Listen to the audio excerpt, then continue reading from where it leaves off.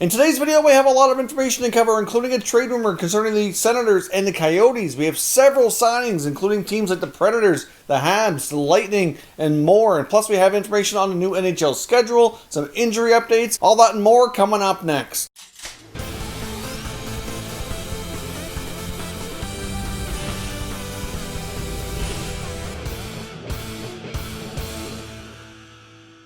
So welcome back to another video here at Top Shelf Hockey. Now, as I mentioned, we have a lot to cover today. There's a lot of little tidbits of information that have taken place today, a lot of signings, so let's dive right in and get started. Now, first up, we saw a couple of more signings here from the Tampa Bay Lightning, and they've also made an announcement regarding the health of Nikita Kucherov, which is going to have a major impact on their overall salary cap situation. Now, first up, they've signed Matthew Joseph and Alexander Volkov, both to a shorter-term contract. Matthew Joseph gets 2 years at $737.5K per season, and Volkov gets 1 year at $700K. So those guys both can actually be minor league players or taxi squad members. Not sure exactly where they're going to slot in the lineup. Of course, Joseph didn't play a lot last year, kind of split the year between AHL and NHL, whereas the previous year he played, I think it was around 70 games for the Lightning, so we'll see what kind of opportunity he gets this year. But Nikita Kucherov is the bigger news out of the Lightning today. They've announced that he will be out for the entire season. Now, of course, we've heard some reports in the last few days that he's been having issues with a hip problem,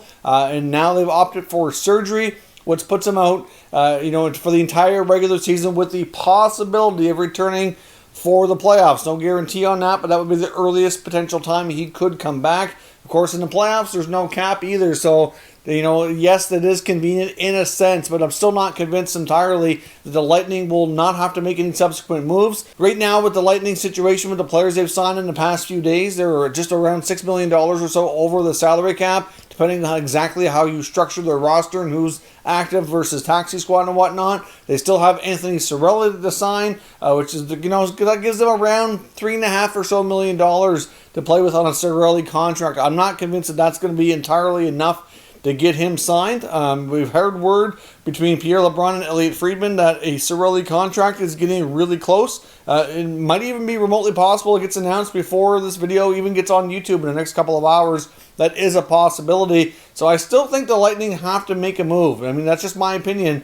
Unless they get Cirelli way cheaper than I expect them to, then of course they might be all right. But I would still think they'd want to have a little bit more breathing room there, so we'll see what they end up doing, but they don't have to do as much as before, that's for sure. They could probably get away with maybe a smaller, less expensive move, but having Kucherov out of the lineup is going to be a big blow for them. So as much as they, might not have to trade guys like Killorn and Johnson or Gord, maybe one of them goes, still hard to say, but they certainly have their issues with no trade clauses, which complicates things, but I think they'd rather have that done and have Kucherov on their lineup. But we will see how things go as they try to defend their Stanley Cup. Captain Steven Stamkos is expected to be healthy for the start of the regular season, so they likely don't miss any time from him to get underway here, since obviously he missed pretty well all of the playoffs except for one brief return, which certainly had a great part of a period, but then he was done again. So we'll see how the Lightning make out in defense of their Stanley Cup championship here, but it's certainly going to be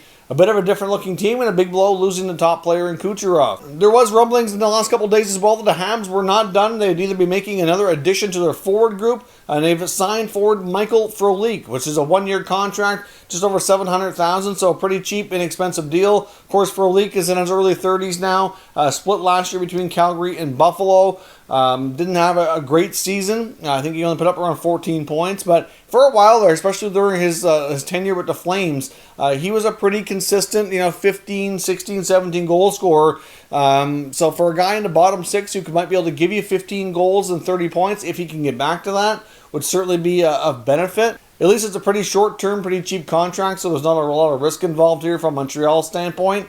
But it is a one-way deal, so we will see what they do. It's not quite the move that some of us were expecting. We didn't know what the kind of player it would be that they were targeting. If it was going to be a top six, like I said, if they were trying to go after either Mike Hoffman, who they had previous links to earlier in the offseason, or anything through trade, obviously, somebody from the top six would likely have to be moving out, or at least somebody with a more decent contract, like a Paul Byron or something. But that does not appear to be the case. Instead, they get Frolik for a league minimum contract, so we'll see how that pans out for the Montreal Canadiens. Now, the New Jersey Devils has also signed RFA goalie Mackenzie Blackwood to a 3-year contract at $2.8 million, so he'll still be a restricted free agent when this is all done. Of course, they brought in Corey Crawford as well, which I think will be a great mentor for him. Blackwood's certainly a big part of the Devils' future.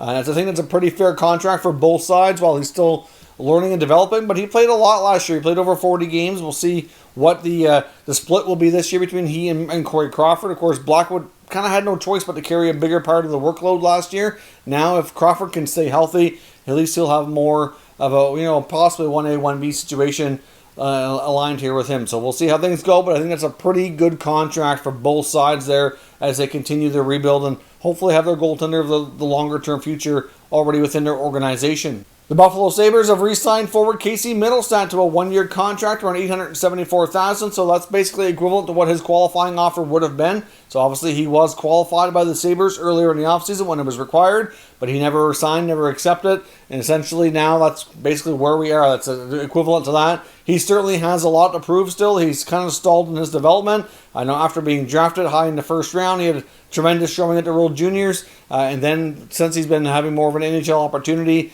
hasn't really been able to grab that a solid NHL spot and run with it, at least and be productive. So we'll see what Casey Mittelstadt can do. He certainly has more competition now than he did a few years ago, with some younger players coming into the mix here. Obviously, guys like Dylan Cousin, Jack Quinn have been drafted since then, so their prospect pool is a little deeper, a little bit better than it was a couple of years ago. We'll see if Casey Mittelstadt can get himself proven and get himself on track for a regular NHL duty beyond the coming season. Of course, yesterday we saw the Nashville Predators sign Mikael Granlund and bring him back as an unrestricted free agent forward. Today they've added another forward, and that's Erik Haula, one of the top forwards still out there in the market. Of course, Haula can play wing. He can also play center, and they get him on a 1-year contract at $1.75 million. It's a pretty good deal in my opinion. Obviously, we saw the Predators really make some moves at the center position earlier, buying out Kyle Turris and trading Nick Bonino. So it's not a huge shock that they wanted to add somebody else for center depth, and for that kind of price tag for Haula to likely be their number 3 center is a pretty darn good deal if you ask me. Obviously, Haula is a guy who can also play wing. He's a versatile player in that regard, so depending on how else their lineup kind of shakes out here, they have their options of where to put him, but I would fully suspect he's probably their number 3 center next year. So to me, that's a great signing. The Predators, we knew were looking to add some more offense. They've been linked to Hoffman, but instead of getting Hoffman, they get Granlund and Haula. So to me, that's some pretty good work there by David Poile. I like these signings, and we'll see how they work out and if he can be a good fit in Nashville.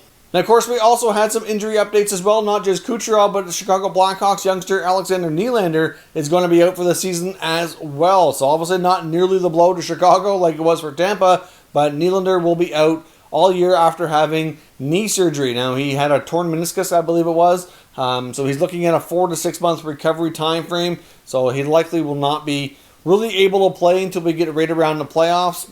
Difficult to say. After missing the entire year, he might not even be fully ready. I would say more than likely he returns next offseason. No guarantee, of course, Chicago makes the playoffs either. They're going to be in a tough division with some pretty tough division rivals there. So we'll see how things go. But it's certainly not good for a young guy at his stage of his career where he's still kind of struggling to be a regular full-time NHL player. I mean, obviously, he started his career with Buffalo, didn't get a ton of opportunity, gets moved over to Chicago, got more opportunity, but still trying to find, a full-time regular spot, and now this happens. So that's not going to be good for the longevity of his career, but we'll see if he can bounce back and come back the year after. Of course, the St. Louis Blues also named new captain today. No big surprise in my opinion. It was Ryan O'Reilly, who I had picked all along to be the next captain of the St. Louis Blues. He'll be the 23rd team captain of franchise history. O'Reilly certainly leads on and off the ice by example. He's right up there being the top, one of the top 2-way players in the NHL. Obviously, it was a huge part of their Stanley Cup win, getting the Conn Smythe Trophy and helping them win the Stanley Cup there. So, I mean, O'Reilly to me is a great leader on the ice. Certainly brings the guys into battle, and really leads by example. Great teammate. So no question to me that was the right choice. The alternate captains for the Blues for the coming year will be a combination of Colton Parayko, Braden Shen, and Vladimir Tarasenko. Now, of course, Tarasenko likely isn't going to be in the lineup for at least half of the year, depending on how his recovery goes from shoulder surgery. So they'll start off, obviously, with Schenn and Parayko. Once Tarasenko does come back, I would assume they'll probably rotate him and Schenn or something like that, game to game or home and away or something to that effect. I don't usually have 3 A's in the lineup at one given time, but we will see, obviously, a big jump up for Parayko to grab a bit more of a leadership role as well, become the top right shot defenseman on the team. I know they have guys like Justin Falk there, but to me, Parayko is really the guy on the back end. He's got the huge size, great leadership. Was a big part of their Stanley Cup win as well. And it certainly seems able and willing to take on a bigger role, not just on the ice, but like I said, within the leadership core of the team as well. Obviously, different kind of player than Pietrangelo was, but doesn't mean he can't be a great leader back there